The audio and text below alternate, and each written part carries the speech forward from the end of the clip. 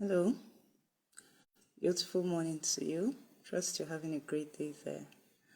All right, I just want to share with you something the Lord spoke to me about. It was my meditation yesterday night and this morning, and the Lord began to talk to me about the importance of authority and the foolishness of fighting one He has set in place in territories, over men, and the likes. And the first example the Lord brought to me was the example of the children of Israel.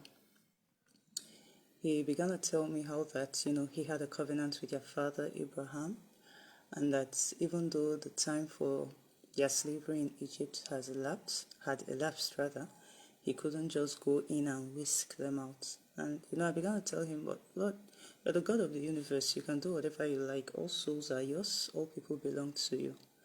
Why do you say that? And then he began to explain to me that Pharaoh was the authority he set over Israel. Pharaoh was the authority that was in Egypt, and that he had to respect that. And there was no way he was going to go into Egypt and get his people out without getting the consent of Pharaoh. And if you really, really read through that story, you'll see that the children of Israel never left until Pharaoh actually agreed, even though he had to be compelled to agree. And the Lord began to explain to me that even though the whole of the universe belongs to Him, even though all creation belongs to Him, He respects authority in every place there is. And He began to show me how a lot of His children miss it and get into trouble by disregarding the authorities He has set over places, people, and the likes. And then He also began to show me the folly of fighting authority. And the story he brought to my mind was that of Absalom. It came to pass that David messed up, and one of the judgments that was hanging over David was that the sword will never depart from his house. And it also came to pass that there came a time that Absalom decided to yield to the devil, and he began to mess around, defile his father's women, and he was haunting David. But unfortunately for Absalom, David was a man of covenant, and David was God's anointed. And even though David did not want Absalom to die, David specifically instructed his soldiers that, please, if you find the young lad, don't hurt him. Well, guess what? Even creation fought Absalom. Absalom was not really acting of his own accord. Absalom was under the influence of, will I say, a spirit, because of the judgment that was hanging over David's household. So he was like fulfilling the negative part of prophecy, but creation did not respect or recognize that.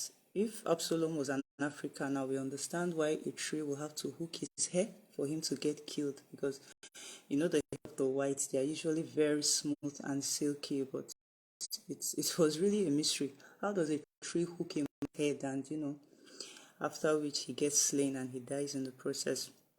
Even though David, his biological father, didn't want him dead, the spirit realm didn't consider that. Absalom died in the end. What does that teach you? One of the reasons I love the Bible is because it's the wisdom of God, and it shows us how to live our lives on the earth. Some battles can never be won. Fighting an authority God has put in place, God has put over a territory, is sheer stupidity and utter foolishness. Really. The Bible tells us to fear God, honor all men, and honor the king. If the Lord wouldn't have that man or woman there anymore, He has His own way of taking them out. Learn from the story of David and Saul. Saul was the authority. He messed around with David. He even wanted David dead, but David was like, I'm not going to touch the Lord's anointed. When the Lord is tired of him, maybe one day he will fall in battle and die. Maybe this will happen, maybe that will happen. But David did not mess up, because he understood the structure and authority of God. And even the guy who came to lie to him about the death, he was like, were you not afraid to touch the Lord's anointed? So learn from David, learn from Saul, and learn from Absalom. There are some battles you will never win.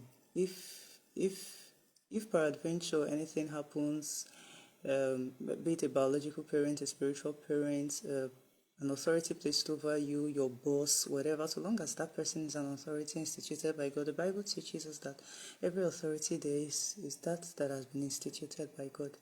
the best thing to do is just forgive and let go, because even if you choose to revenge, the spirit realm will not recognize your revenge as revenge. The spirit realm will recognize it as an evil seed you are sowing that will bring you a harvest in your future.